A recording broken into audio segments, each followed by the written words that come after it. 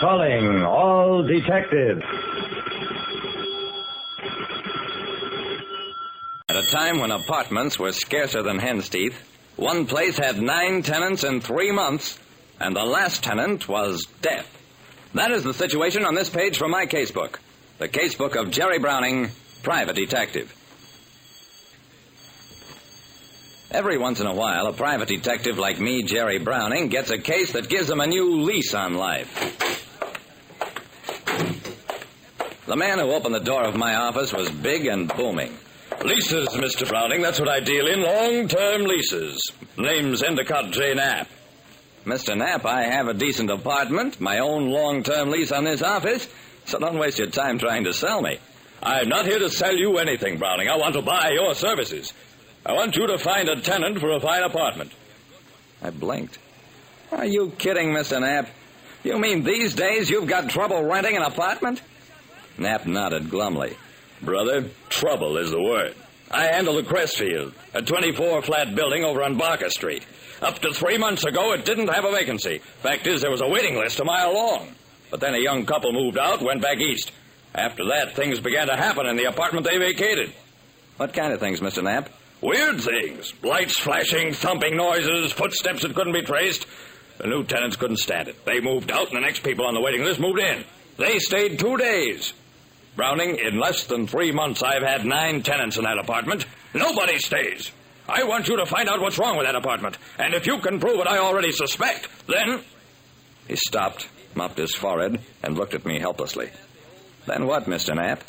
Catch the ghost that's haunting it. I was hired by a real estate agent to get rid of a ghost that seemed to inhabit an otherwise desirable apartment.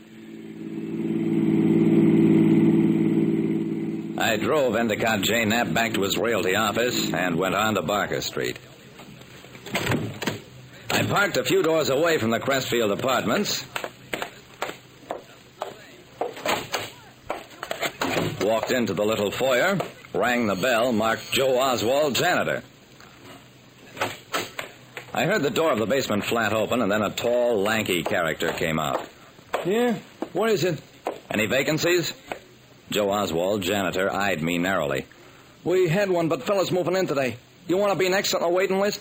You look okay to me. I'll fix it with the agent. You'll have an apartment real soon. I will. Well, this is my lucky day. The janitor gave me a dour grin. Yeah? You're in luck, all right. Long as you don't say what kind.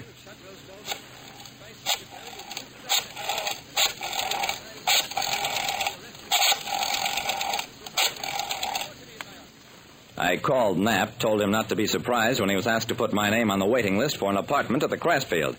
Then, armed with some names and addresses from him, I went calling.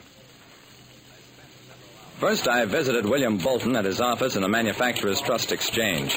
Mr. Bolton, about 3 months ago, you rented a flat in the Crestfield apartments. Bolton's eyes grew round, his face got gray.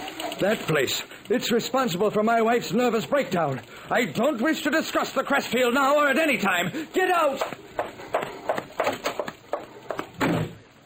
I spent the rest of that day and all of the next talking to previous tenants. I went to trailer camps, crummy rooming houses, cramped kitchenettes. And what I got was a variation on the same old theme. Even in broad daylight, the thought of that place gives me the chills. We rented that flat as our honeymoon apartment. So what happened? My bride went home to her mother. See this dump I'm living in now? Believe me, chum, I like it here. When I hear something crawling, I know it's bugs, not ghosts.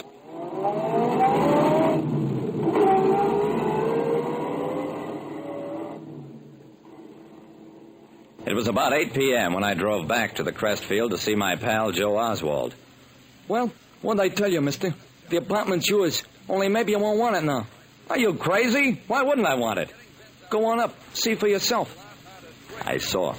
The place was swarming with cops. There was a dead man stretched out on the sofa. Lieutenant Dawson came over to me. Jerry, I don't know why you dropped in here, but I sure am glad to see you.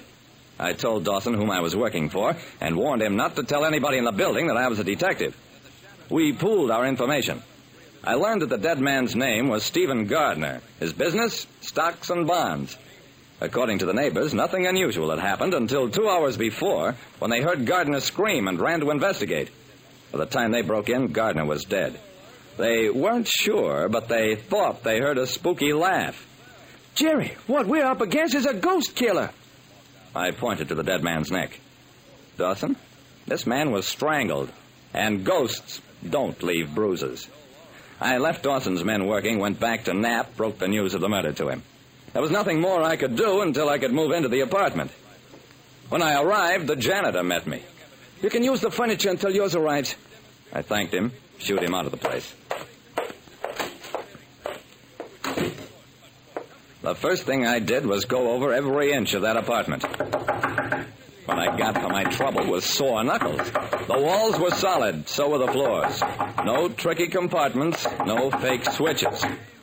I sat down, read the report on the dead man's background. Just then, everything started to happen. Lights clicked on and off. There was an eerie thumping. What I did about it was nothing whatever. The disturbance lasted about 15 minutes. But believe me, it felt like 15 years. When it was all over, I called on the Bensons in the next flat. They were the people who'd found Gardner. Well, neighbor, see, you can't take it either. When are you moving? Before I could answer, Joe came hurrying down the hall toward us. You all right, mister? Everything okay? Yeah, Joe. Everything's okay. I think we've caught the ghost. Benson looked frightened, and Joe edged toward him slowly. I moved fast. I grabbed Joe, finally got the handcuffs on him. Joe, you gave yourself away when you knew something was wrong before anyone told you. He tried to lie out of it, said he'd noticed the flickering on the electric meter in the basement. It won't work, Joe. I know the whole story. Years ago, Stephen Gardner swindled you. Sold you stocks not worth the paper they were printed on. You took him to court, but Gardner beat the rap. Joe broke down then. Confessed he'd been planning for years to kill Gardner. The apartment shortage gave him his chance. He'd helped other people get on the Crestfields waiting list. When Gardner came looking for an apartment, he did not recognize the man he'd defrauded. That's when Joe devised his plan. It was easy for him, the janitor, to switch lights on and off from the fuse box in the basement. Easy to pound the pipes and create those terrifying noises and thumpings. A passkey made it easy to open doors at will and build the illusion of ghosts, to drive all tenants away until Gardner's name came up, and then his number was up. Joe continued the hocus-pocus with me, figuring to surround the killing with the aura of the supernatural, before and after he'd got his man, and thus establish his innocence. Like I said, there are some cases that give you a new lease on life, especially when you can prove that no one has the ghost of a chance to get away with murder.